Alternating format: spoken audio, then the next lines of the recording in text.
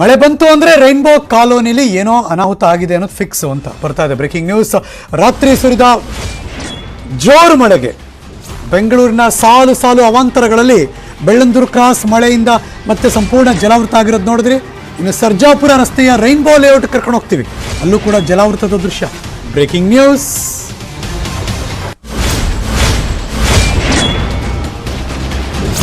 Rainbow ಅಂದರೆ colour colour ಕಾಣುತ್ತೆ, 7 ಬಣ್ಣಗಳ ರೈನ್ಬೋ. ಅದು ಇಲ್ಲೂ ಅಷ್ಟೇ ಕಲರ್ ಕಲರ್ ಆಗಿ ಜನ ಒದ್ದಾಟ ಪಡ್ತಿರೋದು ಕಾಣಿಸ್ಬೇಕಷ್ಟೇ. ಈಗ ಅಂಥ ಪರಿಸ್ಥಿತಿ ಇಲ್ಲಿ ಏನು ದುರಂತಾರಿ.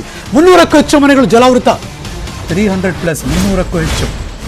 ಒಂಥರ ಲೇಔಟ್ ಹೆಂಗಿದೆ ಅಂದರೆ ಈಗ ಹೋದರೆ ಸುತ್ತ ನೀರು, ಮಧ್ಯ ಲೇಔಟ್ ಅನ್ನೋ ಥರ, ಅಂದರೆ ಐಲ್ಯಾಂಡ್ ಅಂತೀವಲ್ಲ, ದ್ವೀಪದ ಥರ ಕಾಣಿಸ್ತಾ ಇದೆ. ಅದೀಗ ನೀರಲ್ಲಿ ಮುಳುಗೋಯ್ತು ಕಾರ್ಗಳು.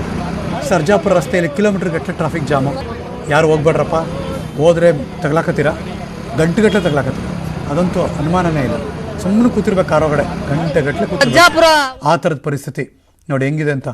ಅದು ಹೆಂಗೆ ಹರಿತಿದೆ ನೀರು ಅಂದರೆ ಎಲ್ಲರೂ ಮೇಲಿಂದ ಅಥವಾ ಯಾವುದೋ ಒಂದು ಕೆರೆಗಿರೆ ಹರಿದ್ರಲ್ಲಿ ಪಕ್ಕ ನಿಂತ್ಕೊಂಡ್ರೆ ಹೆಂಗೆ ಕಾಣಿಸುತ್ತೋ ಅದೇ ಥರ ಕಾಣಿಸ್ತಾ ಇದೆ ನೋಡಿ. ಆದರೆ ಇದು ಬೆಂಗಳೂರು ಸಿಟಿ, ಇದು ಗಾರ್ಡನ್ ಸಿಟಿ, ಸಿಲಿಕಾನ್ ಸಿಟಿ, ಇದು ಮುಖ್ಯ ರಸ್ತೆಗಳು. ಆ ರಸ್ತೆಗಳಲ್ಲಿ ಈ ಥರದ ಪರಿಸ್ಥಿತಿಗಳು. ಸರ್ಜಾಪುರ ರಸ್ತೆ, ಅಲ್ಲಿ ಯಾರೋ ಬೈಕಲ್ಲಿ ಬಿದ್ದರು, ಇದು ಬೇರೆ ಸೀನು. ಅವಾಗ ತೋರಿಸಿದ್ದು ಬೇರೆ, ಇದು ಇನ್ನೊಂದಿದು ಕರೆಕ್ಟು. ಬುಲೆಟು, ದೊಡ್ಡ ದೊಡ್ಡ ವೆಹಿಕಲ್ ರೀ ಇವಲ್ಲ. ಯಾವುದೋ ರಂಗಂತಿಟ್ಟು ಇನ್ನೆಲ್ಲ ಹೋಗ್ಬೇಕಾರೆ ಬೋಟಲ್ಲಿ ಹೋಗ್ತಾ ಇದ್ದಾರೆ ನೋಡಿ ಅಂತ ನೋಡ್ತೀವಲ್ಲ, ಹಂಗಲ್ಲ. ಇದು ಒಂದು ಏರಿಯಾ ಬೆಂಗಳೂರಿನಲ್ಲಿ, ಆ ಏರಿಯಾದಲ್ಲಿ ಕಾರ್ ಮುಳುಗೋಗಿದೆ ಮುಂದೆ. ಅಂದರೆ 5 ಅಡಿ ನೀರು ಫಿಕ್ಸು.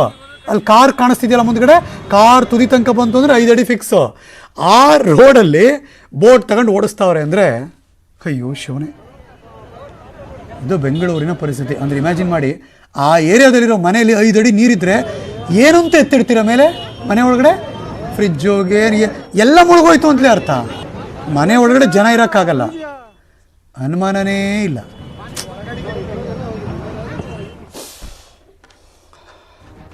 ಭಾಳ ಕಷ್ಟ ಇದೆ ಪರಿಸ್ಥಿತಿ.